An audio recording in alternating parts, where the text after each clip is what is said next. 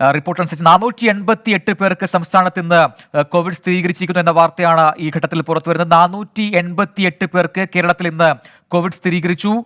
ഇന്നലെ ഉള്ളതിനേക്കാൾ കൂടുതൽ പേർക്ക് ഇന്ന് കോവിഡ് സ്ഥിരീകരിക്കുന്ന സാഹചര്യം ഒരിക്കൽ കൂടി വന്നിരിക്കുന്നു. ഓരോ ദിവസവും കൂടുതൽ പേർക്ക് കോവിഡ് ബാധിക്കുന്ന സാഹചര്യത്തിലേക്ക് കേരള സംസ്ഥാനം മാറിയിരിക്കുന്നതിന്റെ തെളിവാണിത്. സംസ്ഥാനത്ത് ഇന്ന് 488 പേർക്കാണ് കോവിഡ് ബാധ സ്ഥിരീകരിച്ചിരിക്കുന്നത്. ഇതിൽ എത്ര പേർ വിദേശ രാജ്യങ്ങളിൽ നിന്നും, എത്ര പേർ ഇതര സംസ്ഥാനങ്ങളിൽ നിന്നും, എത്ര പേർ സമ്പർക്കത്തിലൂടെയും രോഗബാധിതരായി എന്ന കണക്ക് ഈ ഘട്ടത്തിൽ നമുക്ക് അല്പസമയത്തിനകം ലഭ്യമാകും. 488 പേർക്ക് കേരളത്തിൽ കോവിഡ് ബാധ ഇന്ന് സ്ഥിരീകരിച്ചിരിക്കുന്നു. ഓരോ ദിവസവും കൂടുതൽ ടെസ്റ്റുകൾ നടത്തുന്നുണ്ട്. അതുകൊണ്ട് തന്നെയാണ് കൂടുതൽ രോഗബാധ റിപ്പോർട്ട് ചെയ്യപ്പെടുന്ന സാഹചര്യമുള്ളതും. പക്ഷേ സമ്പർക്കത്തിലൂടെ രോഗം ബാധിക്കുന്ന സാഹചര്യം കേരളത്തിൽ ഏറെ ആശങ്കയുണ്ടാക്കുന്നുണ്ടെന്ന കാര്യം കഴിഞ്ഞ ദിവസം മുഖ്യമന്ത്രി വ്യക്തമാക്കിയിരുന്നു. അതോടൊപ്പം തന്നെ കേരളം സമൂഹ വ്യാപനത്തിലേക്ക് അടുക്കുന്നു എന്ന സൂചനയും മുഖ്യമന്ത്രി ഇന്നലെ വ്യക്തമാക്കുകയുണ്ടായി. പ്രത്യേകിച്ചും ചില പ്രദേശങ്ങൾ കേന്ദ്രീകരിച്ച് കൂടുതൽ സമ്പർക്ക രോഗവ്യാപനം ഉണ്ടാകുന്നു എന്ന കാര്യവും മുഖ്യമന്ത്രി വെളിപ്പെടുത്തുകയുണ്ടായി. ഇന്ന് 488 പേർക്കാണ് ഇപ്പോൾ കോവിഡ് ബാധ സ്ഥിരീകരിച്ചിരിക്കുന്നത്. 2 മരണവും ഇന്ന് റിപ്പോർട്ട് ചെയ്യപ്പെട്ടു.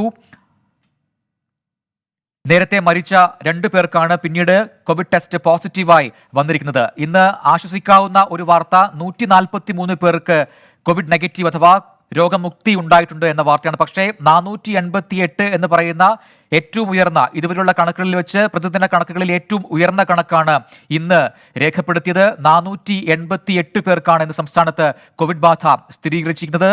പൂന്തുറയിലും കൊച്ചിയിലും മാണിക്യവിളാകം ഉൾപ്പെടെയുള്ള സ്ഥലങ്ങളിലും രോഗവ്യാപനം അതിവേഗം നടക്കുന്നു. അതീവ രൂക്ഷമാണ് ഈ സ്ഥലങ്ങളിലെ കോവിഡ് സാഹചര്യമെന്ന് മുഖ്യമന്ത്രി വ്യക്തമാക്കുകയുണ്ടായി. ഈ സാഹചര്യത്തിലാണ് 488 പേർക്ക് ഒറ്റ ദിവസം സംസ്ഥാനത്ത് കോവിഡ് ബാധ സ്ഥിരീകരിക്കുന്ന സാഹചര്യം നിലവിൽ വന്നിരിക്കുന്നത്. ഇതിൽ എത്ര പേർക്കാണ് സമ്പർക്കത്തിലൂടെയുള്ള രോഗബാധ ഉണ്ടായത് എന്ന് അല്പസമയത്തിനകം നമുക്കറിയാൻ സാധിക്കും.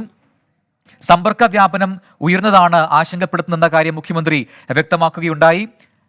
പലയിടങ്ങളിലും കോവിഡ് നിയന്ത്രണങ്ങൾ ലംഘിക്കപ്പെടുന്ന സാഹചര്യം ഉണ്ട്. കേരളത്തിലുടനീളം ഇപ്പോൾ പ്രതിഷേധ സമരങ്ങൾ നടക്കുന്നു. ഈ സമരങ്ങളിൽ പോലും സമൂഹ വ്യാപനം മലപ്പുറം 15, കോഴിക്കോട് 4, കണ്ണൂർ 1. കഴിഞ്ഞ 24 മണിക്കൂറിനകം 12,104 സാമ്പിളുകൾ പരിശോധിച്ചു. 1,82,50 പേരാണ് നിരീക്ഷണത്തിലുള്ളത്.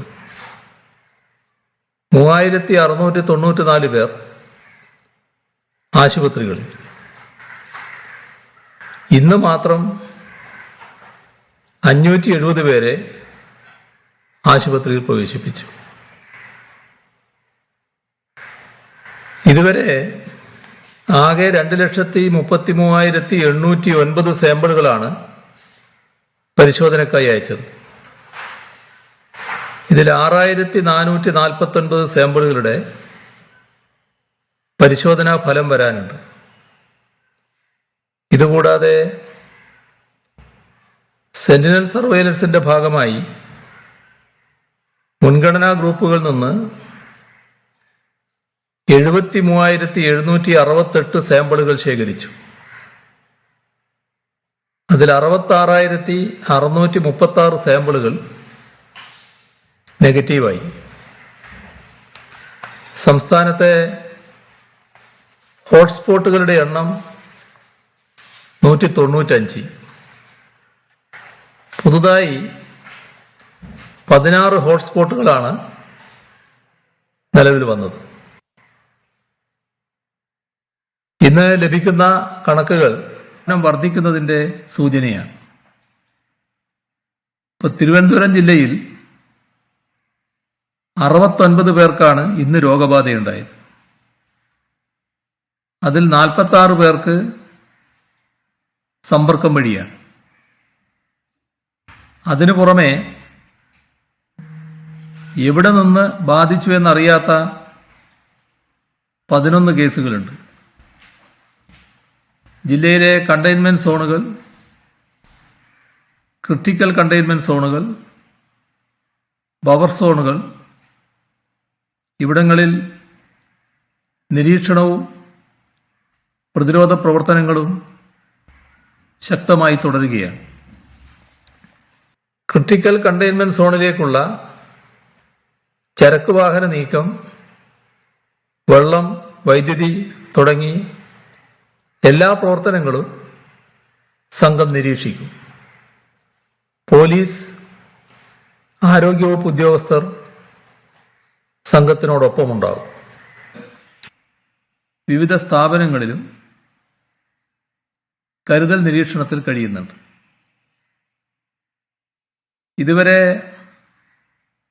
പൂന്തുറയിൽ 1366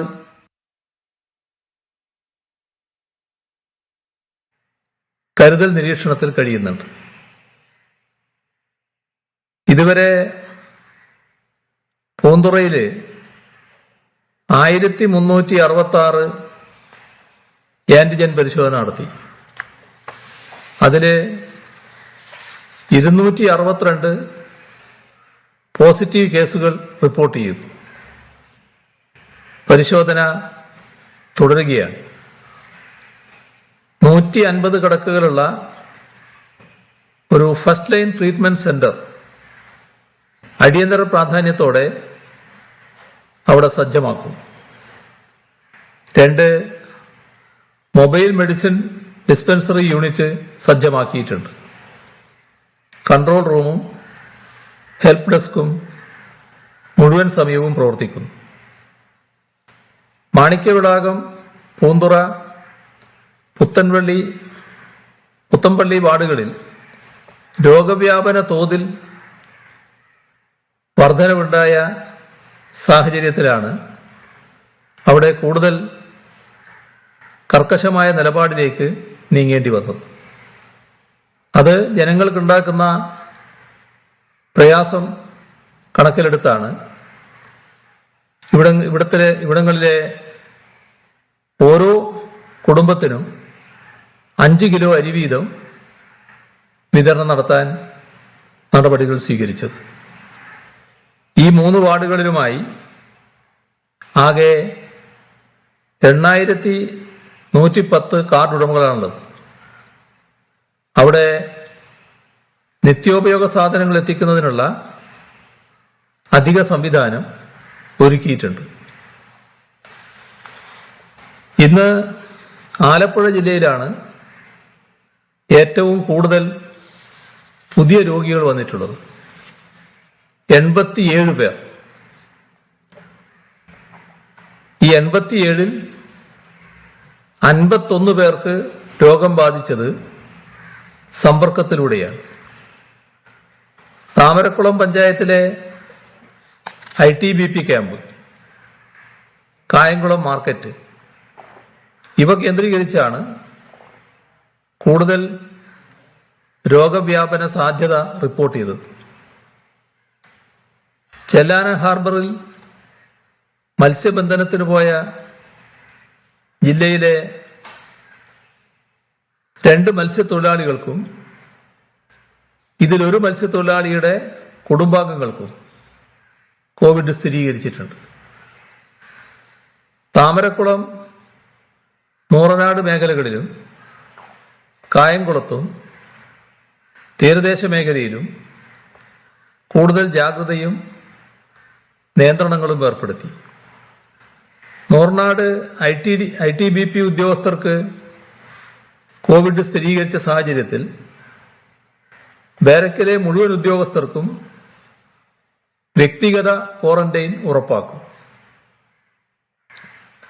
മൂർനാട് ITBP ക്യാമ്പിന് പുറത്ത് വീടുകളിൽ കുടുംബമായി താമസിക്കുന്ന ITBP തീരദേശത്തെ രോഗവ്യാപനം തടയുന്നതിനുള്ള മുൻകരുതൽ നടപടികൾ സ്വീകരിച്ചിട്ടുമുണ്ട്. പ്രതിരോധ പ്രവർത്തനങ്ങൾക്ക് ആരോഗ്യ പ്രവർത്തകരെ സഹായിക്കാൻ വിവിധ വകുപ്പുകളിലെ ജീവനക്കാരെ കമ്മ്യൂണിറ്റി സെന്ററുകളിൽ നിയോഗിച്ചു. കൂടുതൽ ഫസ്റ്റ് ലൈൻ ട്രീറ്റ്മെന്റ് സെന്ററുകൾ തയ്യാറാക്കുന്നു. പത്തനംതിട്ട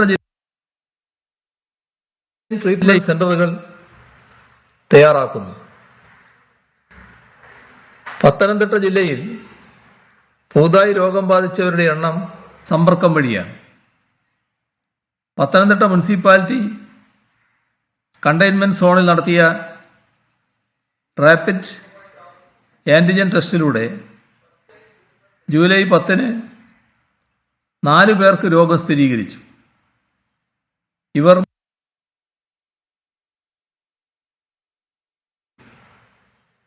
ഇവർ മുൻപ് രോഗം സ്ഥിരീകരിച്ചവരുമായി സമ്പർക്കമുള്ളവരാണ്. മലപ്പുറം ജില്ലയിലെ 51 പേർക്കാണ് ഇന്ന് രോഗം സ്ഥിരീകരിച്ചത്. അതിൽ 27 സമ്പർക്കം മൂലമാണ്. മലപ്പുറത്തിപ്പോ 4 ക്ലസ്റ്ററുകളാണുള്ളത്. സമ്പർക്കത്തിലൂടെ പല മേഖലകളിലും രോഗവ്യാപനം ഉണ്ടാകുന്ന സാഹചര്യത്തിൽ മലപ്പുറം ജില്ല അതീവ ജാഗ്രതയിലാണ്. പൊന്നാനി താലൂക്ക് മേഖലയിലെ ഡോക്ടർമാർ, ആശുപത്രി ജീവനക്കാർ, മുനിസിപ്പൽ കൗൺസിലർ, വിവിധ ഓഫീസുകളിലെ ജീവനക്കാർ, ഇങ്ങനെ 25-ലധികം വ്യക്തികൾക്ക് ഉറവിടം വ്യക്തമാകാതെ സമ്പർക്കത്തിലൂടെ രോഗം സ്ഥിരീകരിച്ച സാഹചര്യത്തിലാണ് പ്രദേശത്ത് കർശന നിയന്ത്രണം ഏർപ്പെടുത്തിയത്. 7266 ആന്റിജൻ ടെസ്റ്റ് പൊന്നാനിയിൽ നടത്തി. അതിൽ 89 പോസിറ്റീവ് കേസുകളാണ് കണ്ടെത്തിയത്. പൊന്നാനിയിൽ സ്ഥിതിഗതികളുടെ പശ്ചാത്തലത്തിൽ നഗരസഭാ പരിധിയിൽ ഞായറാഴ്ച സമ്പൂർണ്ണ ലോക്ക്ഡൗൺ ആക്കി. മെഡിക്കൽ ആവശ്യങ്ങൾക്കും മറ്റത്യാവശ്യ കാര്യങ്ങൾക്കുമല്ലാതെ ആളുകൾ പുറത്തിറങ്ങാൻ പാടില്ല. അവശ്യ വസ്തുക്കൾ വാങ്ങുന്നതുൾപ്പെടെയുള്ള അത്യാവശ്യ കാര്യങ്ങൾക്ക് പുറത്തിറങ്ങുന്ന ആളുകൾ നിർബന്ധമായും റേഷൻ കാർഡ് കൈവശം വെക്കണമെന്ന നിയന്ത്രണവും നടപ്പാക്കിയിട്ടുണ്ട്. പാലക്കാട് രോഗം സ്ഥിരീകരിച്ചത്, ഇന്ന് പുതുതായി സ്ഥിരീകരിച്ചത് 48 പേർക്കാണ്. ജില്ലാ ആശുപത്രി കോവിഡ് ആശുപത്രിയായി പ്രവർത്തിക്കുകയാണ്. അതിനു പുറമെ പാലക്കാട് ഗവൺമെൻറ് മെഡിക്കൽ കോളേജും മാങ്ങോട് കേരള മെഡിക്കൽ കോളേജും ഫസ്റ്റ് ലൈൻ ട്രീറ്റ്മെൻറ്റ് സെൻ്ററുകളായി പ്രവർത്തിക്കുന്നു. അതിർത്തിയോട് ചേർന്ന് കിടക്കുന്ന അട്ടപ്പാടിയിലെ പുതൂർ, ഷോളയൂർ, അഗളി പഞ്ചായത്തുകളിൽ കോവിഡ് പ്രതിരോധ പ്രവർത്തനങ്ങൾ കൂടുതൽ ശക്തമാക്കി. എറണാകുളം ജില്ലയിൽ 47 പേർക്കാണ് ഇന്ന് രോഗം സ്ഥിരീകരിച്ചത്. അതിൽ 30 പേര് സമ്പർക്കം മൂലമാണ്. 5 പേരുടെ ഉറവിടം വ്യക്തമായിട്ടുമില്ല. ജില്ലയിൽ 45 കണ്ടെയ്ൻമെന്റ് സോണുകളാണ് നിലവിലുള്ളത്. എറണാകുളം ജനറൽ ആശുപത്രിയിൽ പ്രവേശിപ്പിക്കപ്പെട്ട സ്ത്രീക്ക് കോവിഡ് സ്ഥിരീകരിച്ചതോടെയാണ് ചെല്ലാനം മേഖലയിൽ പരിശോധന ശക്തമാക്കിയത്. ഇവരുടെ കോൺടാക്ട് ട്രേസിംഗ് ടെസ്റ്റ് നടത്തി. 13 പോസിറ്റീവ് കേസുകൾ ഈ ദിവസത്തിനുള്ളിൽ കണ്ടെത്താനായി.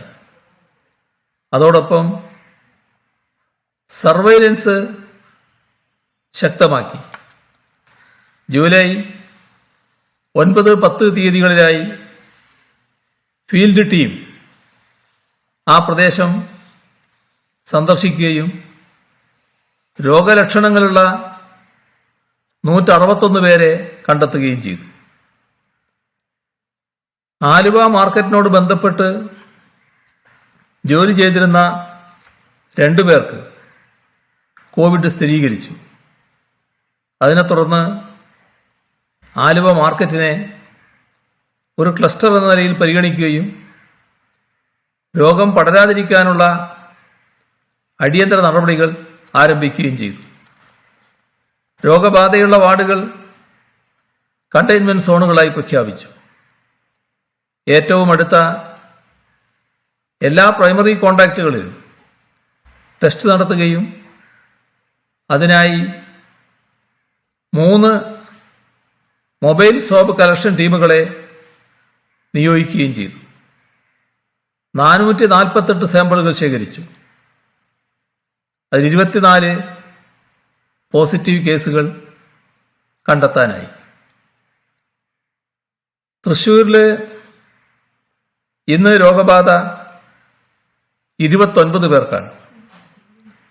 മുളങ്കുന്നത്തുകാവ് കില ESI ആശുപത്രി, കൊരട്ടി ത്വക്രോഗ് ആശുപത്രി ഇവയെല്ലാം ഫസ്റ്റ് ലൈൻ ട്രീറ്റ്മെന്റ് സെന്ററായി നിശ്ചയിച്ചിട്ടുണ്ട്. നാട്ടികയിൽ MA യൂസഫ് അലിയുടെ ഉടമസ്ഥതയിലുള്ള കെട്ടിടം സെക്കൻഡ് ലെയർ ട്രീറ്റ്മെന്റ് സെന്ററാക്കാൻ വിട്ടു നൽകിയിട്ടുണ്ട്. ഇവിടെ 1000 ബെഡ് തയ്യാറാക്കും. മാർക്കറ്റുകളിൽ കർശന നിയന്ത്രണങ്ങൾ ഏർപ്പെടുത്തിയിട്ടുണ്ട്. Thrissur city police operation shield ദൗത്യം ഏറ്റെടുത്ത് നടപ്പാക്കി വരുന്നുണ്ട്. തൃശൂർ മെഡിക്കൽ കോളേജിൽ വൈറോളജി ലാബ് പ്രവർത്തിക്കുന്നത് കൂടാതെ 2 നെഗറ്റീവ് പ്രഷർ ഓപ്പറേഷൻ തിയേറ്ററുകൾ സജ്ജമാക്കുകയും പ്ലാസ്മ ചികിത്സ ആരംഭിക്കുകയും ചെയ്തു. ഇന്ന് കണ്ണൂരിൽ 19 പേർക്കാണ് രോഗബാധ. കോവിഡ് ചികിത്സക്ക് കൂടുതൽ സംവിധാനമൊരുക്കാനുള്ള നടപടികൾ പുരോഗമിക്കുകയാണ്. ആദ്യത്തെ ഫസ്റ്റ് ലൈൻ ട്രീറ്റ്മെന്റ് സെന്ററായി പരിയാരം ആയുർവേദ ആശുപത്രി പ്രവർത്തനം ആരംഭിച്ചു. എല്ലാ മാർക്കറ്റുകളിലും ലോറി ജീവനക്കാർക്ക് വിശ്രമ സൗകര്യം ഒരുക്കുന്നുണ്ട്. കണ്ണൂർ മിംസ് ആശുപത്രിയെ കോവിഡ് ചികിത്സാ കേന്ദ്രമായി പ്രഖ്യാപിച്ചു. ഇന്ന് കാസർഗോഡ് 18 പേർക്കാണ് കോവിഡ് സ്ഥിരീകരിച്ചത്. അതിൽ 7 പേർക്ക് സമ്പർക്കം മൂലമാണ്. അതിലെ 2 പേർക്ക് എവിടെ നിന്ന് ബാധിച്ചു എന്ന് വ്യക്തമായിട്ടില്ല. സംസ്ഥാനത്ത് കോവിഡ് 3ാം ഘട്ട രോഗവ്യാപനം ആരംഭിച്ചതിനു ശേഷം ആദ്യമായി കാസർഗോഡ് ജില്ലയിൽ വെള്ളിയാഴ്ച 12 പേർക്ക് സമ്പർക്കത്തിലൂടെ കോവിഡ് സ്ഥിരീകരിച്ചിരുന്നു. 4 പച്ചക്കറി കടകളിൽ നിന്നും ഒരു പഴവിൽപ്പന കടയിൽ നിന്നുമാണ് ഇതിൽ 5 പേർക്ക് രോഗം സ്ഥിരീകരിച്ചത്. സമ്പർക്കത്തിലൂടെ രോഗവ്യാപനം വർദ്ധിക്കുന്ന സാഹചര്യത്തിൽ മാർക്കറ്റ് പ്രദേശങ്ങളിൽ ജൂലൈ 17 വരെ നിയന്ത്രണങ്ങൾ ഏർപ്പെടുത്തിയിട്ടുണ്ട്. കാസർഗോഡ് നിന്ന് മംഗലാപുരത്ത് പോയി പച്ചക്കറി കൊണ്ടുവരുന്ന വാഹനങ്ങൾക്ക് പ്രത്യേകം പാസ് ഏർപ്പെടുത്തി. 540 പേരെ കിടത്തി ചികിത്സിക്കാവുന്ന ടാറ്റ കോവിഡ് ആശുപത്രിയുടെ നിർമ്മാണം അവസാന ഘട്ടത്തിലാണ്. ചട്ടഞ്ചാലിനടുത്ത് പൂർത്തിയായി വരുന്ന ഈ ആശുപത്രിയുടെ നിർമ്മാണം ഈ മാസം കൊണ്ട് പൂർണ്ണതയിലെത്തുമെന്നാണ് പ്രതീക്ഷിക്കുന്നത്. കൊല്ലത്ത് ഇന്ന് 18 പേർക്കാണ് രോഗബാധ സ്ഥിരീകരിച്ചത്. സമ്പർക്കം 7 പേരാണ്. ഉറവിടം വ്യക്തമാകാത്തത് 2 പേരാണ്. കൊല്ലം ജില്ലയിൽ മത്സ്യവില്പനക്കാരായ 3 പേർക്ക് രോഗം സ്ഥിരീകരിച്ചത് ആശങ്കയുണ്ടാക്കുന്നതാണ്. ഇവരിൽ നിന്നും സമ്പർക്കത്തിലൂടെ ഇവരുടെ ബന്ധുക്കൾ ഉൾപ്പെടെ 15ഓളം പേർക്ക് രോഗബാധയുണ്ടായി. മത്സ്യവില്പന നടന്ന സ്ഥലം, വിൽപ്പനക്കാരുടെ വാസസ്ഥലം, ഇവിടങ്ങളിൽ അതീവ ജാഗ്രത പുലർത്തി വരുന്നുണ്ട്. ഇവരുമായി സമ്പർക്കത്തിൽ വന്നവരെ നിരീക്ഷണത്തിലാക്കി സംശയമുള്ളവരുടെ സ്രവ പരിശോധന നടത്തി വരുന്നു. ജില്ലയിൽ ഇന്നലെയാണ് വിദേശത്തു നിന്നും ഇതര സംസ്ഥാനങ്ങളിൽ നിന്നും വന്നവരേക്കാൾ സമ്പർക്ക രോഗികൾ എണ്ണത്തിൽ മുന്നിൽ വന്നത്. കോവിഡ് രോഗികളെ ചികിത്സിക്കുന്നതിന് നിലവിലുള്ള പാരിപ്പള്ളി ഗവൺമെൻറ് മെഡിക്കൽ കോളേജിന് പുറമെ വാളകം മേഴ്സി ഹോസ്പിറ്റൽ പ്രഥമ ചികിത്സക്കായി തയ്യാറാക്കി. മറ്റു കേന്ദ്രങ്ങളിലും കിടക്കകൾ സജ്ജമായി വരുന്നു. ഇന്ന് കോഴിക്കോട് 17 പേർക്കാണ് കോവിഡ് ബാധിച്ചത്. സമ്പർക്കത്തിലൂടെ 8 പേർക്ക്. ഇവിടെ കോഴിക്കോട് നഗരത്തിലെ വലിയങ്ങാടി, പാളയം, SM സ്ട്രീറ്റ്, സെൻട്രൽ മാർക്കറ്റ് ഇവ നിയന്ത്രിത മേഖലകളായി പ്രഖ്യാപിച്ചിട്ടുണ്ട്. വാഹനഗതാഗതത്തിനും പൊതുജനങ്ങളുടെ സഞ്ചാരത്തിനും ഇവിടങ്ങളിൽ നിയന്ത്രണം ഏർപ്പെടുത്തിയിട്ടുണ്ട്. കോട്ടയത്ത് ഇന്ന് 15 പേർക്കാണ് രോഗം ബാധിച്ചത്. സമ്പർക്കം 4 പേര്. 2 കോവിഡ് ആശുപത്രികളിലും 3 പ്രാഥമിക പരിചരണ കേന്ദ്രങ്ങളിലുമാണ് രോഗികളെ പ്രവേശിപ്പിച്ചിട്ടുള്ളത്. വയനാട് ഇന്ന് 11 പേർക്ക് രോഗം സ്ഥിരീകരിച്ചു. ആദിവാസി മേഖലകളിൽ നിരീക്ഷണത്തിനും രോഗപ്രതിരോധ പ്രവർത്തനങ്ങൾക്കുമായി പ്രത്യേക ആക്ഷൻ പ്ലാൻ തയ്യാറാക്കി. ഹൈ റിസ്ക്, ലോ റിസ്ക് കോളനികളെ പ്രത്യേകം കണ്ടെത്തിയിട്ടുണ്ട്. കോളനിയിൽ കേസ് റിപ്പോർട്ട് ചെയ്യപ്പെട്ടാൽ റിസ്ക് ഫാക്ടർ പരിശോധിച്ച് ആവശ്യമെങ്കിൽ എല്ലാവരെയും ക്വാറന്റൈനിലേക്ക് മാറ്റുകയാണ് ഇപ്പോൾ ചെയ്യുന്നത്. ഇടുക്കിയിൽ ഇന്ന് 5 പേർക്കാണ് രോഗം സ്ഥിരീകരിച്ചത്. ജില്ലയിൽ ദിനംപ്രതി കോവിഡ് കേസുകൾ കൂടി വരുന്ന സാഹചര്യമാണ് നിലനിൽക്കുന്നത്.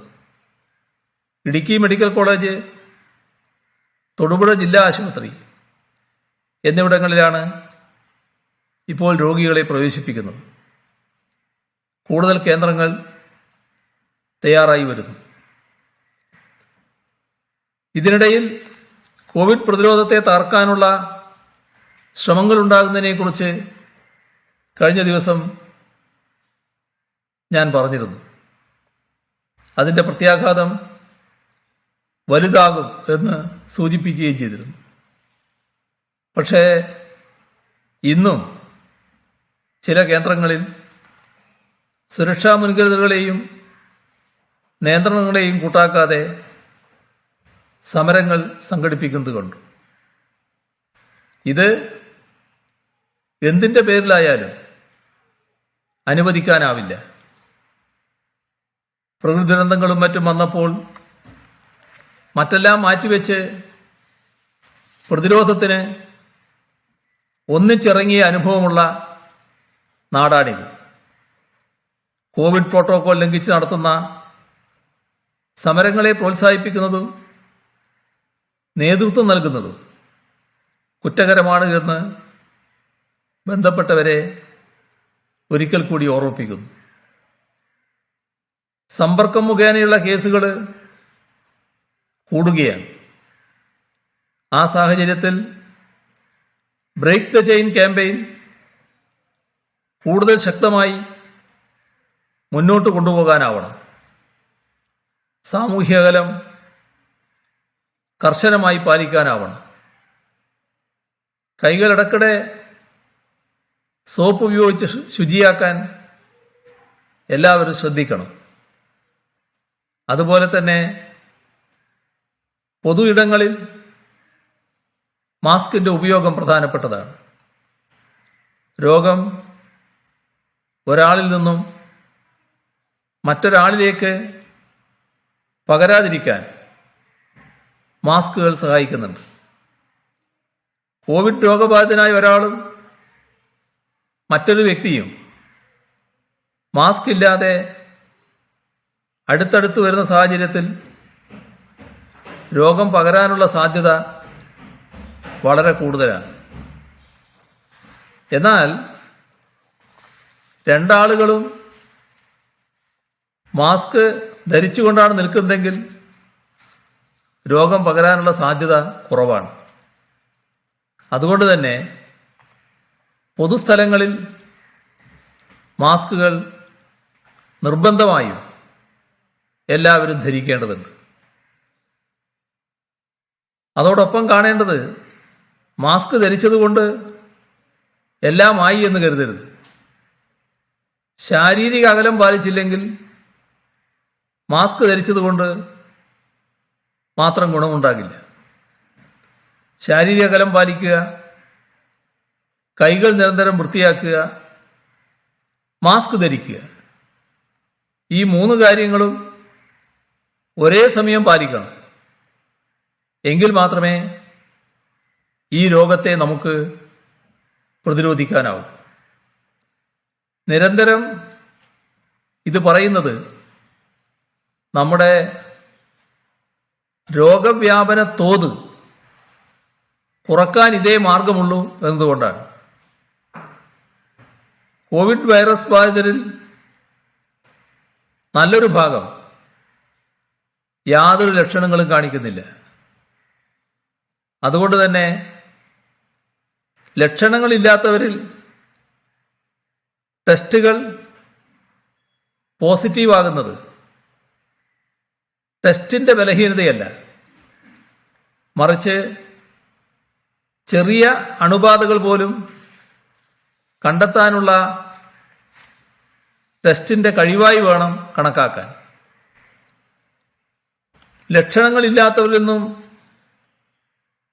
രോഗം പരക്കാമെന്നതും ഇത്തരത്തിൽ രോഗം പകർന്നു കിട്ടുന്നവരിൽ ഇത് ഗുരുതരമായ ലക്ഷണങ്ങൾ കാണിക്കാമെന്നതും വസ്തുതയാണ്. പ്രായേണ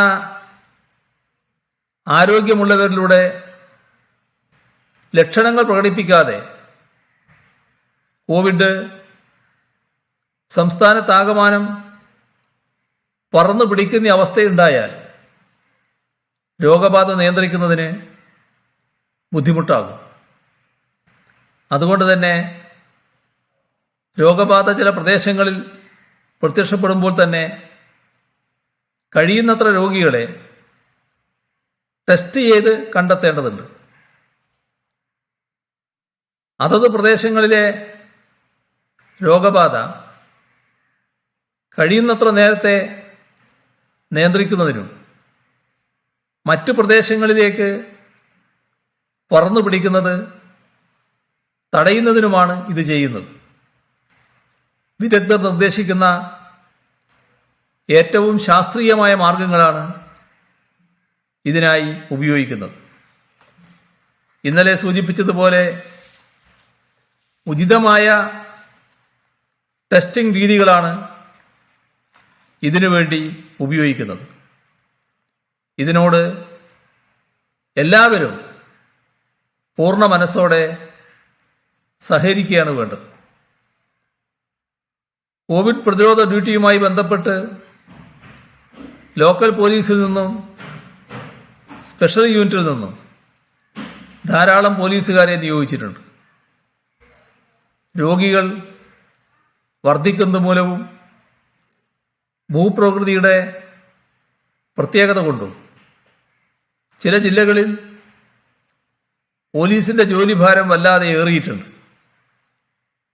പല സ്ഥലത്തും മണിക്കൂറുകളോളം പോലീസുകാർ തുടർച്ചയായി ജോലി ചെയ്യേണ്ടി വരുന്നു. ദൂരസ്ഥലങ്ങളിൽ താമസിക്കുന്നവർക്ക് യഥാസമയം ജോലിക്കെത്താൻ കഴിയാതെ വരുന്നതും ശ്രദ്ധയിൽപ്പെട്ടിട്ടുണ്ട്. ഈ സാഹചര്യത്തിൽ പോലീസ് ഉദ്യോഗസ്ഥരെ ദിവസം കുറഞ്ഞത് 2 ഷിഫ്റ്റുകളിലായി ഡ്യൂട്ടിക്ക് നിയോഗിക്കുന്നതാവും ഉചിതമെന്ന് നിർദ്ദേശം നൽകിയിട്ടുണ്ട്. നേരത്തെ നൽകിയ നിർദ്ദേശമാണിത്. കുറേ സ്ഥലങ്ങളിൽ നടപ്പാക്കപ്പെട്ടതുമാണ്. സ്പെഷ്യൽ യൂണിറ്റിൽ നിന്ന് നിയോഗിച്ചിട്ടുള്ള പോലീസ് ഉദ്യോഗസ്ഥരെ അവരുടെ താമസ സ്ഥലത്തിനടുത്തുള്ള പ്രദേശത്ത് നിയോഗിക്കണമെന്നും നിർദ്ദേശിച്ചിട്ടുണ്ട്. പോലീസിലെ സ്റ്റേറ്റ് വെൽഫെയർ ഓഫീസറും ADGPയുമായ കെ പത്മകുമാർ എല്ലാ ജില്ലകളും സന്ദർശിച്ച് പോലീസുകാരുടെ ക്ഷേമം സംബന്ധിച്ച റിപ്പോർട്ട് ദിവസേന സംസ്ഥാന പോലീസ് മേധാവിക്ക് നൽകാൻ നിർദ്ദേശിച്ചിട്ടുണ്ട്.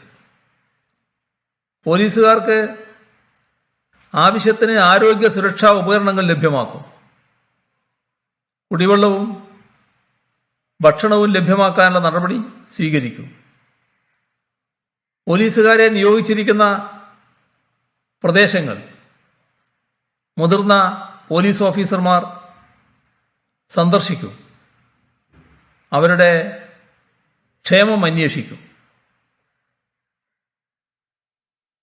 ഇനിയൊരു കാര്യം ഇതുമായി ബന്ധപ്പെട്ട് മാധ്യമങ്ങളോടാണ് പറയാനുള്ളത്. ഇന്ന് ഒരു പ്രധാന പത്രം ഒരു വ്യാജ വാർത്ത നൽകിയത് ശ്രദ്ധയിൽപ്പെട്ടു. പൂന്തുറ പ്രദേശം ക്രിട്ടിക്കൽ കണ്ടെയ്ൻമെൻറ് സോണായി മാറിയ ഘട്ടത്തിൽ ചില കുൽസിത ശക്തികൾ അഭ്യൂഹങ്ങൾ പരത്തി ജനങ്ങളെ തെരുവിലിറക്കിയത് ഇന്നലെ നാം കണ്ടതാണ്. ആ പ്രദേശത്തെ ജനങ്ങളെ ബോധവൽക്കരിച്ച് ഈ മഹാമാരിയിൽ നിന്ന് രക്ഷ നേടാനുള്ള മാതൃകാപരമായ പ്രവർത്തനങ്ങളിൽ ഏർപ്പെടുന്ന സന്നദ്ധ പ്രവർത്തകരും അവിടെയുണ്ടായിരുന്നു. എന്നാൽ ഇന്ന് ഒരു മാധ്യമം ചിത്രം സഹിതം പ്രസിദ്ധീകരിച്ച വാർത്ത ഇത്തരം പ്രവർത്തനങ്ങളെ അട്ടിമറിക്കാനും സ്വദേശത്തോടെ പ്രവർത്തിക്കുന്ന ഇത്തരം പ്രവർത്തകരെ മോശക്കാരായി ചിത്രീകരിക്കാനുമാണ്. ആ വ്യാജ ചിത്രത്തിലുള്ളത് ഇടതുപക്ഷ പ്രവർത്തകരായ ബേലിദാസും ബേബി മാത്യുവുമാണ്. വിശ്വാസികളായ പ്രദേശവാസികൾ പുരോഹിതന്മാരുടെ വാക്കുകൾക്ക് വില കൽപ്പിക്കുന്നവരാണ്. ജനങ്ങൾ തെരുവിലിറങ്ങിയപ്പോൾ സ്വാഭാവികമായും അവരെ സമാധാനിപ്പിക്കാൻ, സത്യാവസ്ഥ ബോധിപ്പിക്കാൻ, സാമൂഹ്യ വ്യാപനത്തിനിടയാകാതെ പിന്തിരിപ്പിക്കാൻ സർക്കാർ സാധ്യമായ രീതിയിലെല്ലാം നാട്ടുകാരെ സമീപിച്ചു. അതിനായി പുരോഹിതന്മാരുടെയും പ്രാദേശിക നേതാക്കളുടെയും സഹായവും തേടി. അപ്പോൾ അവിടെ നിന്നെടുത്ത ദൃശ്യങ്ങളിൽ നിന്ന് പുരോഹിതന്മാരെയും പോലീസിനെയും അടർത്തി മാറ്റി. കോവിഡ് മാനദണ്ഡങ്ങൾ ലംഘിച്ചുകൊണ്ട് ജനങ്ങളെ തെരുവിലിറക്കിയത് സർക്കാരിനോട് ചേർന്ന് നിൽക്കുന്നവരാണ് എന്ന് പ്രചരിപ്പിക്കുന്നത് അത് മാധ്യമ നൈതികതയല്ല. കോവിഡ് ഭീതിയിൽ അല്ലാത്ത ഘട്ടത്തിലായാലും ചെയ്യാൻ പാടില്ലാത്ത കാര്യമാണ്. തീരദേശത്ത് കൂടുതൽ ശ്രദ്ധ കൊടുക്കേണ്ട അവസ്ഥ വന്നത് ആരുടെയും കുറ്റം കൊണ്ടല്ല, ആളുകൾ തമ്മിൽ കൂടുതൽ ഇടപഴകുന്ന അവസ്ഥ അവിടെ ഉള്ളതുകൊണ്ടാണ്. അത്തരമൊരവസ്ഥയിൽ ഏറ്റവും കൂടുതൽ ശ്രദ്ധയോടെയുള്ള ഇടപെടലുകളാണ് അവിടെ ആവശ്യം. ദൈനംദിനം കടലിൽ പോയി ജീവനോപാധി കണ്ടെത്തുന്ന നമ്മുടെ സഹോദരങ്ങൾ കോവിഡ് നിയന്ത്രണങ്ങൾ മൂലം വിഷമിക്കുകയാണ്. അവർക്ക് ആകാവുന്ന സഹായങ്ങളെല്ലാം നൽകേണ്ട ഘട്ടവുമാണിത്. കേരളം മഹാപ്രളയം നേരിട്ടപ്പോൾ എല്ലാം മറന്ന് നമ്മുടെ സ്വന്തം സൈന്യമായി രക്ഷാപ്രവർത്തനത്തിന് ഇറങ്ങിയവരാണ് തീരദേശത്ത് ഇന്ന് ദുരിതം അനുഭവിക്കുന്നത്. അതുകൊണ്ട് തന്നെയാണ് അവരുടെ പ്രശ്നങ്ങൾ പരിഹരിക്കാൻ ആവുന്നതെല്ലാം സർക്കാർ ചെയ്യുന്നത്. ഇങ്ങനെയുള്ളൊരു ഘട്ടത്തിൽ ആ പ്രവർത്തനങ്ങൾക്ക് പിന്തുണ നൽകുകയാണ് മാധ്യമങ്ങളുടെയും എല്ലാ രാഷ്ട്രീയ കക്ഷികളുടെയും സാമൂഹ്യ സംഘടനകളുടെയും കടമ എന്ന് ഒരിക്കൽ കൂടി ഓർമ്മിപ്പിക്കട്ടെ. അവർക്ക് നമ്മുടെ യോജിച്ച പിന്തുണ നൽകിയേ തീരും.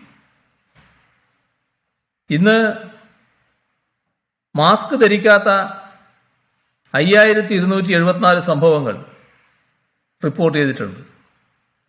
ക്വാറന്റൈൻ ലംഘിച്ച 14 പേർക്കെതിരെ കേസ് രജിസ്റ്റർ ചെയ്യുകയും ചെയ്തിട്ടുണ്ട്. ഇത്രയുമാണ് ഇന്ന് പങ്കിടാനുള്ള വിവരങ്ങൾ.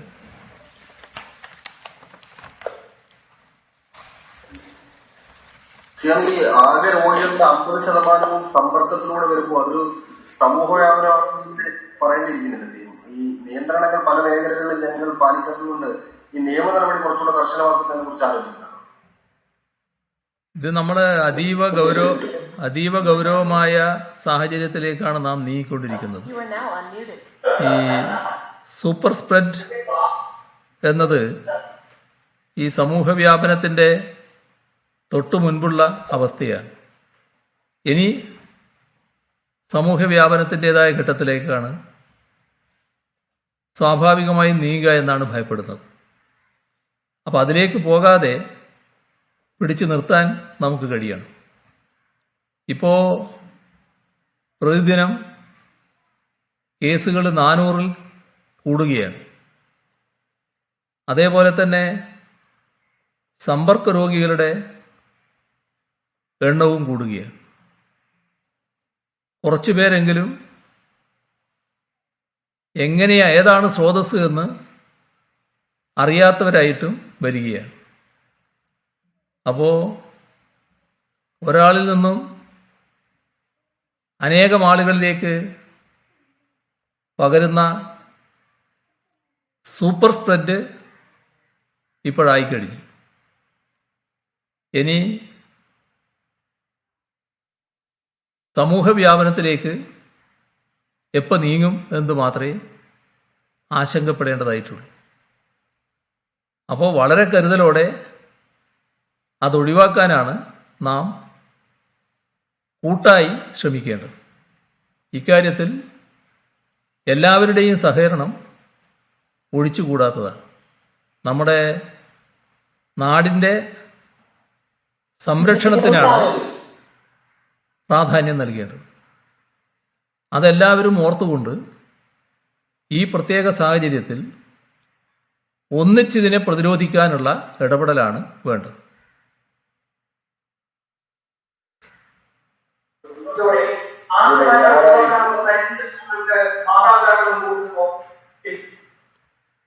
ഒന്നും കേട്ടില്ല, മനസ്സിലായില്ല, വ്യക്തതയായില്ല. നമ്മുടെ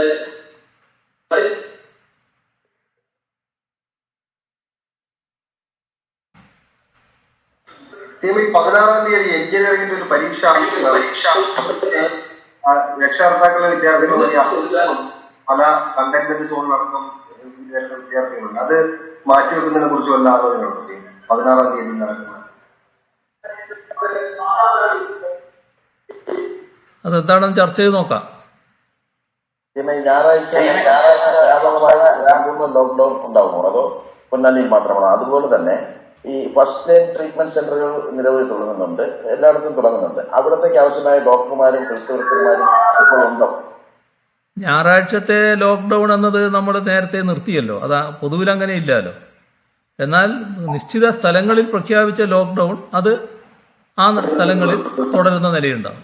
അതല്ലാതെ പൊതുവിൽ ഞായറാഴ്ച സംസ്ഥാനമാകെ ലോക്ക്ഡൗൺ എന്നത് നമ്മൾ നേരത്തെ ഒഴിവാക്കിയിട്ടുണ്ട്. അല്ല സീമ, ഈ ഫസ്റ്റ് ലൈൻ ട്രീറ്റ്മെന്റ് സെന്ററുകൾ അത് ആ ഫസ്റ്റ് ലൈൻ ട്രീറ്റ്മെന്റ് സെന്ററിന്റെ ഒരുക്കങ്ങൾ പൂർണ്ണമായിക്കൊണ്ടിരിക്കുകയാണ്. അവിടങ്ങളിൽ ആവശ്യമായിട്ടുള്ള സൗകര്യങ്ങളും അതിന്റെ ഭാഗമായിട്ടുണ്ടാവും.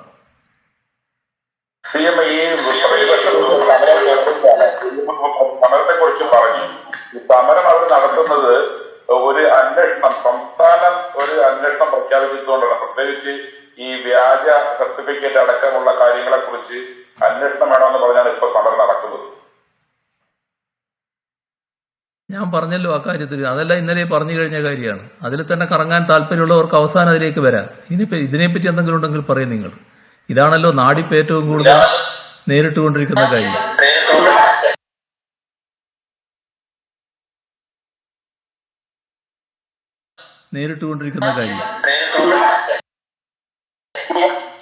ഇന്നലെ CM പറഞ്ഞിരുന്നത് ഈ സ്വപ്ന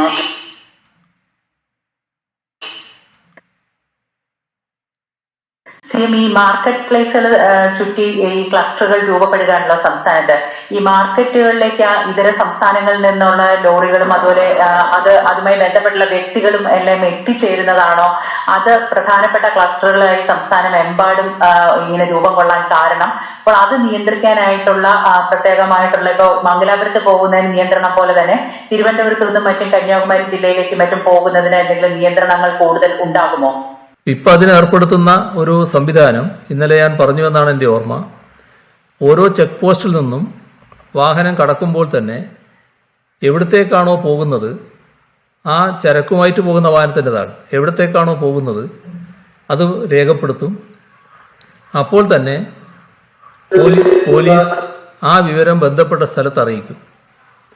അപ്പോൾ എവിടെയാണോ എത്തുന്നത് ആ എത്തുന്ന സ്ഥലത്തെ തദ്ദേശഭരണ സ്ഥാപനം അവർക്കാവശ്യമായ റെസ്റ്റ് ചെയ്യാനുള്ള സ്ഥലം ഒരുക്കും. ഇത്രയും നടപടികൾ ഇപ്പം തന്നെ നിർദ്ദേശം കൊടുത്തു കഴിഞ്ഞിട്ടുണ്ട്. അത് നടന്നുകൊണ്ടിരിക്കുന്നുണ്ട്. മത്സ്യമേഖലയുമായി ബന്ധപ്പെട്ട് ചില മാർക്കറ്റുകളുമായി ബന്ധപ്പെട്ട് ചില രോഗവ്യാപന പ്രശ്നങ്ങൾ വന്നിട്ടുണ്ട്. അതും കുറച്ച് ഗൗരവമുള്ളതാണ്. അതുകൊണ്ട് ചില മാർക്കറ്റ് അടച്ചിടുന്ന അവസ്ഥ വന്നിട്ടുമുണ്ട്. അതിലും തുടർ നടപടികൾ ചിലത് സ്വീകരിക്കേണ്ടതായിട്ട് വരും. പോലീസുമായി ബന്ധപ്പെട്ട ഒരു കാര്യമാണ് ഈ ഡ്യൂട്ടിയിലുള്ള പോലീസുകാരുടെ രോഗപരിശോധന എടുത്ത ശേഷവും അവർ ഡ്യൂട്ടി തന്നെ തുടരുന്നു. ഇന്നലെ പൂന്തറ സംഭവിച്ചത് ഈ കുട്ടി തുറന്നൊരു പോലീസുകാരനെ കോവിഡ് സ്ഥിരീകരിച്ചു. അപ്പൊ ഈ സ്രവപരിശോധനയ്ക്ക് ശേഷം അവരെ ഡ്യൂട്ടിയിൽ നിന്ന് ഒഴിവാക്കി നിർത്താനോ ക്വാറന്റൈനിൽ നിർത്താനോ നടപടി ഉണ്ടാകുമോ? അല്ല, സ്രവ പരിശോധന എന്ന് പറയുന്നത് രോഗലക്ഷണമുള്ളവരെയല്ല നടത്തുന്നത്. ഇത്തരം വിഭാഗങ്ങളിൽ എല്ലാവരിലും സ്രവ പരിശോധന നടത്തുകയാണ്. അത് രോഗലക്ഷണമുള്ളവരല്ല. ഇവർ ഏറ്റവും കൂടുതൽ ആളുകളുമായിട്ട് ബന്ധപ്പെടുന്നവരാണ് എന്നുള്ളത് കൊണ്ട് രോഗം ബാധിച്ചേക്കാൻ ഇടയുള്ളവർ എന്ന് കാണുന്നതിനാലാണ് അവരിൽ പരിശോധന നടത്തുന്നത്. ആ പരിശോധനയിലൂടെ അവർ രോഗം കണ്ടെത്തിയാൽ ആവശ്യമായ നടപടികൾ സ്വീകരിക്കുന്ന രീതിയാണ് എടുക്കുന്നത്. പരിശോധിക്കുന്നവരെ മുഴുവൻ മാറ്റി നിർത്തുക എന്ന് പറഞ്ഞാൽ അത് വലിയ നമ്പറായിട്ട് വരും. അത് ഒരു നല്ല കാര്യമാണെന്ന് തോന്നുന്നില്ല. രണ്ട് കാര്യങ്ങൾ. ഒന്ന്, 11 മണി വരെയാണ് ഇപ്പോഴത്തെ കടകൾ. ഗംഭീരമായ വിഭവമാകുന്ന സാഹചര്യമുണ്ട്. അവർക്ക് ഭക്ഷണ സാധനങ്ങൾ വാങ്ങിക്കാൻ പറ്റുന്നില്ല. പല സ്ഥലത്തും നീണ്ട ക്യൂവും കാണുന്നുണ്ട്. അത് നല്ല വ്യാപകമായ പരാതികളുണ്ട്. ഈ 11 മണി വരെ കടകൾ തുറക്കുന്ന, അത് തുറക്കുന്ന അധികം കൂടുന്ന മണിക്കൂറുകൾ കൂട്ടുന്ന എന്തെങ്കിലും സാഹചര്യം ഇപ്പോൾ തലസ്ഥാനത്തുണ്ടോ? അതോടെ രണ്ടാമത്തെ ഒരു കാര്യം എന്ന് പറയുമ്പോൾ കഴിഞ്ഞ വിവാദവുമായി ബന്ധപ്പെട്ട് തന്നെയാണ്. സ്വർണ്ണക്കടത്തിന്റെ കേസിൽ കുറ്റകൃത്യം അറിഞ്ഞിട്ടും എന്തുകൊണ്ട് FIR എടുക്കുന്നില്ല എന്നാണ് പ്രതിപക്ഷ നേതാവ് ചോദിച്ചത്. ഈ രണ്ട് ചോദ്യത്തിനും എന്താണ് CM-ന്റെ മറുപടി? സ്ഥലത്തിന്റെ കാര്യത്തില്, സ്ഥലവുമായി ബന്ധപ്പെട്ട കാര്യത്തില് നമ്മുടെ സംസ്ഥാനത്ത് കൃത്യമായ പരിശോധനകൾ നടക്കുകയാണ്. ആ പരിശോധനയുടെ ഭാഗമായി കാര്യങ്ങൾ കണ്ടെത്താൻ ഇപ്പം തന്നെ കഴിയുന്നുണ്ട് എന്നുള്ളതാണ് വസ്തുത.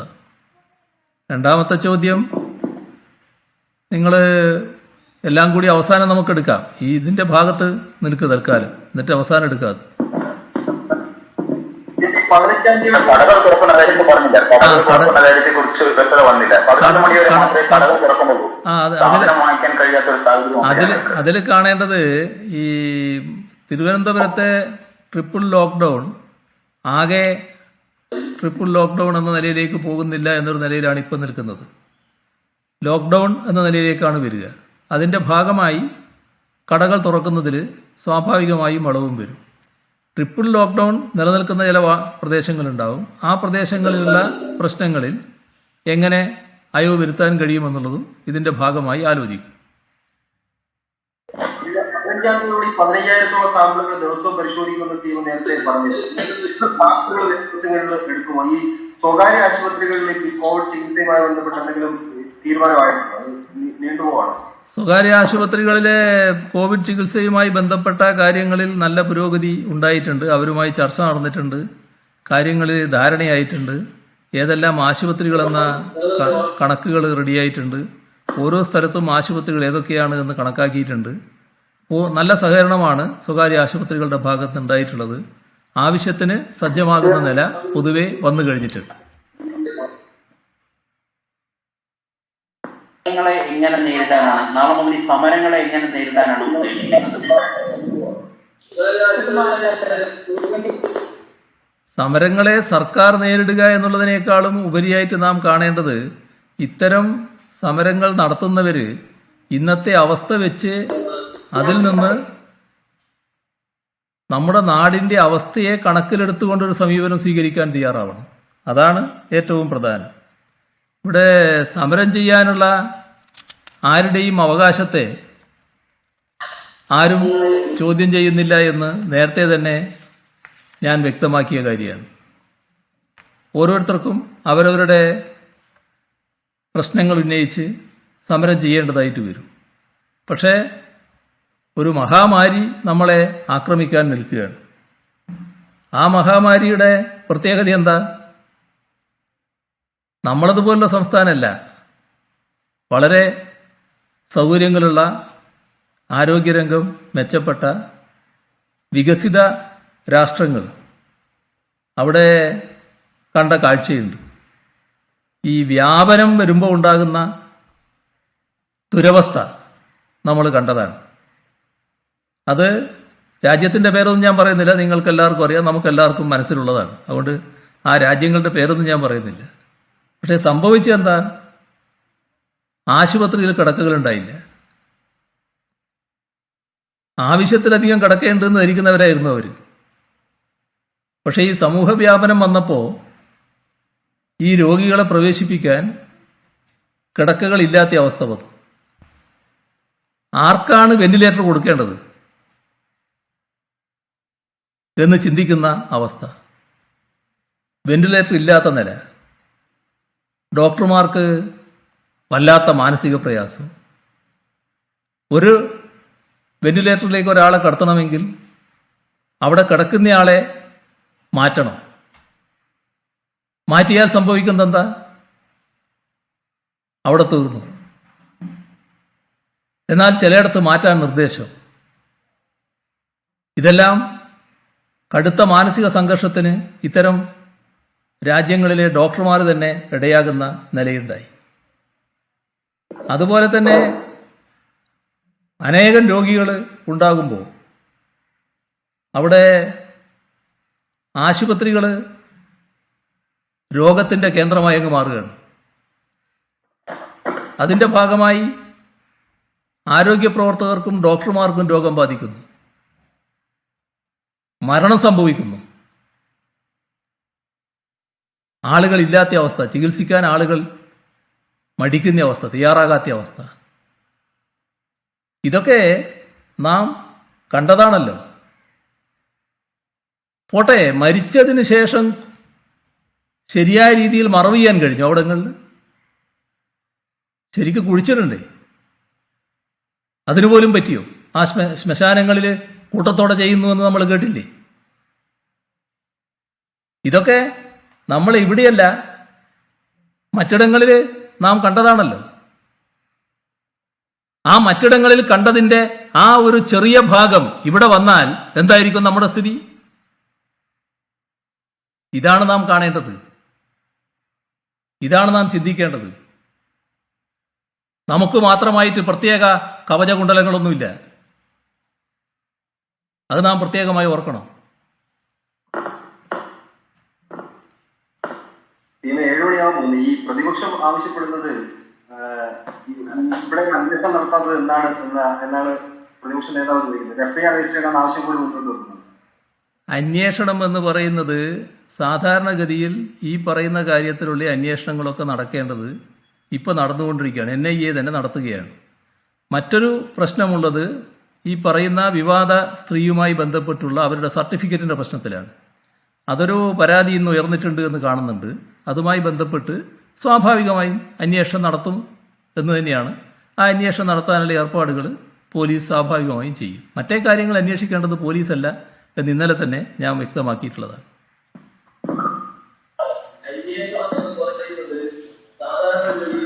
CM ഏതാനും ദിവസങ്ങളായി കേരളം നേരിടുന്ന ഏറ്റവും രൂക്ഷമായ ഒരു പ്രതിസന്ധിയെക്കുറിച്ച് CM തുടർച്ചയായി സംസാരിച്ചുകൊണ്ടിരിക്കുകയാണ്. കേരളം ആകെ ഒറ്റക്കെട്ടായി നിൽക്കേണ്ട സമയത്ത് തന്നെയാണ് പ്രതിപക്ഷം നിരന്തരമായി സമരം നടത്തുന്നത്.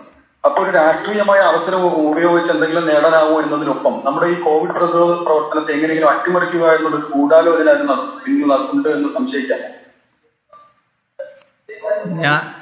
ഞാൻ കഴിയാവുന്നത്ര കടുത്ത വാചകങ്ങൾ ഉപയോഗിക്കാതിരിക്കണമെന്ന് ആഗ്രഹിച്ചുകൊണ്ടാണ് ഇരിക്കുന്നത്. നമ്മുടെ നാട്ടിൽ മരണം വ്യാപിക്കണം എന്നാരും ആഗ്രഹിക്കാൻ പാടില്ല. നിർഭാഗ്യവശാൽ ഇതിൻ്റെയൊക്കെ ഭാഗമായിട്ട് നമുക്ക് നിയന്ത്രിക്കാൻ കഴിയാത്തൊരു സാഹചര്യം വന്നേക്കാം. അത് ഒഴിവാക്കലാണ് പ്രധാനം. ഒരു പ്രത്യേക സംഭവങ്ങൾ ഉയർന്നു വരുമ്പോൾ അതൊരു ഇതുപോലത്തെ രോഗങ്ങളാകാം, മഹാമാരികളാകാം, വലിയ പ്രകൃതി ദുരന്തങ്ങളാവാം. ഇപ്പം നമ്മൾ സുനാമി നേരിട്ടവരാണ്, പ്രളയം നേരിട്ടവരാണ്. ആ ഘട്ടത്തിലെല്ലാം നമുക്ക് ഒന്നിച്ചു നിന്നതിനെ നേരിടാൻ പറ്റിയിട്ടുണ്ട്. സുനാമിയുടെ ഘട്ടത്തിൽ ഇവിടെ പ്രതിപക്ഷത്തിരിക്കുന്ന ഞങ്ങൾ ആ ഘട്ടത്തിലൊരു പ്രക്ഷോഭ രംഗത്തായിരുന്നു. സുനാമി വന്നപ്പോൾ തന്നെ ആ പ്രക്ഷോഭങ്ങൾ ആകെ നിർത്തിവെച്ചു. എല്ലാ രീതിയിലും അതുമായി സഹകരിക്കാൻ തയ്യാറായി. ഇതൊക്കെ മനുഷ്യ സ്നേഹപരമായി ചിന്തിക്കുന്ന ഏതൊരു പ്രസ്ഥാനവും സ്വീകരിക്കുന്ന നിലപാടാണ്. ഞങ്ങൾ ലംഘിക്കും, ഇതിന്റെ പ്രോട്ടോക്കോളൊന്നും ഞങ്ങൾക്ക് ബാധകമല്ല എന്ന് പ്രഖ്യാപിച്ചുകൊണ്ട് ഒരു നേതൃനിര തന്നെ സമരത്തിലേക്ക് വരിക എന്ന് പറയുന്നതിന്റെ അർത്ഥം എന്താണ്? വരട്ടെ, എന്തെന്ന് വരാനാണ് പറയുന്നത്? ഏതാണ് അവർ ആഗ്രഹിക്കുന്ന നില? അതാണ് നാം ചിന്തിക്കേണ്ട കാര്യം. അതിലേക്കല്ല പോകേണ്ടത്. ഞാൻ ഇപ്പോഴും അഭ്യർത്ഥിക്കുന്നത്, ഇതൊരു പ്രത്യേക ഘട്ടമാണ്. സൂപ്പർ സ്പ്രെഡ് നല്ലതുപോലെ വരുന്നു. ഇനി അടുത്ത ഘട്ടത്തിലേക്ക് നാം പോയാൽ വളരെ പ്രത്യേകതയാർന്ന നിലയിലേക്ക് പോകും. ഇന്നത്തെ റിസൾട്ട് പരിശോധിച്ചാൽ തീരദേശ മേഖലയുമായി ബന്ധപ്പെട്ടൊരു അത്യന്തം ഉത്കണ്ഠാകുലമായ അവസ്ഥയുണ്ട്. നാം എല്ലാം ഒന്നിച്ച് ഒറ്റക്കെട്ടായി ഇതിനെ പ്രതിരോധിക്കാൻ ഇറങ്ങേണ്ടതാണ്. ഇതിനേക്കാളും മോശമായ അവസ്ഥയിലുണ്ടായിരുന്ന രാഷ്ട്രങ്ങൾ അവർക്ക് പിടിച്ചു നിൽക്കാനായിട്ടുണ്ട്. അതൊന്നിച്ച് ശ്രമിച്ചതിൻ്റെ ഭാഗമായിട്ടാണ്. നമുക്കതിന് കഴിയുമെന്ന് നാം നേരത്തെ തെളിയിച്ചതാണ്. അത് നമുക്ക് തിരിച്ചു പിടിക്കാൻ കഴിയണം. അതിനെല്ലാവരും സഹകരിക്കണം. അതാണ് എനിക്ക് ഈ ഘട്ടത്തിൽ അഭ്യർത്ഥിക്കാനുള്ളത്. ഇന്നൊരു എംപിയാണ് അല്ല, മനസ്സിലായില്ല. പ്രോട്ടോകോളിൽ ലംഘിക്കുമെന്ന് പറഞ്ഞത്. ഇതിന്റെ നിയമ നടപടികൾ സ്വീകരിക്കുമോ? എല്ലാവർക്കും ഒരു പ്രോത്സാഹനമല്ല ഇങ്ങനെ പറയാൻ. നിയമ നടപടികൾ സ്വീകരിക്കൽ ഒരു മാർഗമാണ്. അതല്ലാലോ വഴി. സാധാരണഗതിയിൽ ഈ ഉത്തരവാദപ്പെട്ട പ്രസ്ഥാനങ്ങളുടെ നേതാക്കന്മാർ അവരെ ജനങ്ങളെ പ്രതിനിധീകരിച്ചുകൊണ്ടാണല്ലോ പറയുന്നത്. ആ ജനങ്ങളെ കണ്ടുകൊണ്ടുള്ള നിലപാട് സ്വീകരിക്കണ്ടേ? സ്വീകരിക്കുന്ന നിലപാട് ജനവിരുദ്ധമായി പോകാൻ പാടുണ്ടോ? ജനങ്ങളെ ആപത്തിലേക്ക് തള്ളിവിടുന്ന നിലപാടെടുക്കാൻ പാടുണ്ടോ? അതല്ലേ നാം ചിന്തിക്കേണ്ടത്. മറ്റത് സർക്കാരിൻ്റെ സാധാരണഗതിയിലുള്ള വഴിയാണല്ലോ. ആ വഴി മാത്രം എല്ലാവരും നോക്കേണ്ടത്. ജനങ്ങളുടെ കൂടെയല്ലേ നാം എല്ലാവരും നിൽക്കുന്നത്. ആ ജനങ്ങളെ മറന്നുകൊണ്ടൊരു കളി കളിക്കാൻ പാടുണ്ടോ? അതുകൊണ്ട് എനിക്ക് അഭ്യർത്ഥിക്കാനുള്ളത്, മറ്റ് കാര്യങ്ങളെല്ലാം നമുക്ക് പിന്നീട് നോക്കാം. ഇതൊരു പ്രത്യേക ഘട്ടമാണ്. ഈ ഘട്ടത്തെ നമുക്ക് ഒന്നിച്ചു നിന്ന് നേരിടാനാവണം. എല്ലാവരുടെയും സഹകരണം, പിന്തുണ ഈ കാര്യത്തിൽ ഉണ്ടാവണം. ഇതാണ് അഭ്യർത്ഥിക്കാനുള്ളത്. ബാക്കി നമുക്ക് പിന്നീടാവാം.